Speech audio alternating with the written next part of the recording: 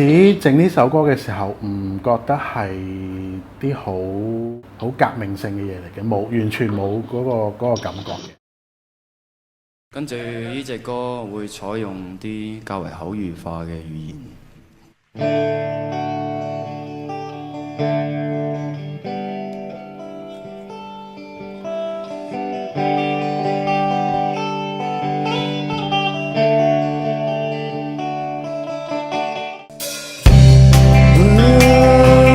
究竟應該點？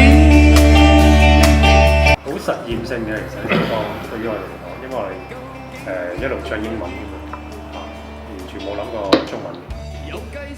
究竟應該點呢首歌？嗰份歌詞令到我可以認識埋另外嗰一半我原本唔認識嘅阿天。識得講又唔識得做，都算係我嘅特點。我究竟係咪一個好討厭嘅青年？首先隻歌嘅歌詞就係好真係 from the heart 嘅嘢嚟嘅，真係係我真心流露嘅嘢。而且其實佢都唔算係歌詞，只係可能最尾嗰個字係 rhyme 咁解。咁都係講出嚟嘅。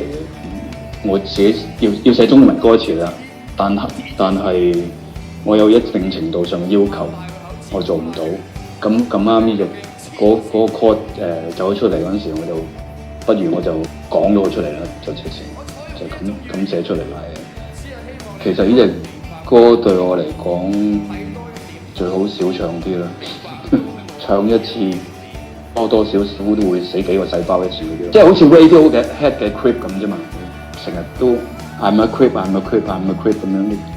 除非你變到麻木的話咧，你如果真係仲有心去，你都會死細胞嘅呢個唱嗰個。究竟應該點？究竟應該點打算？究竟應該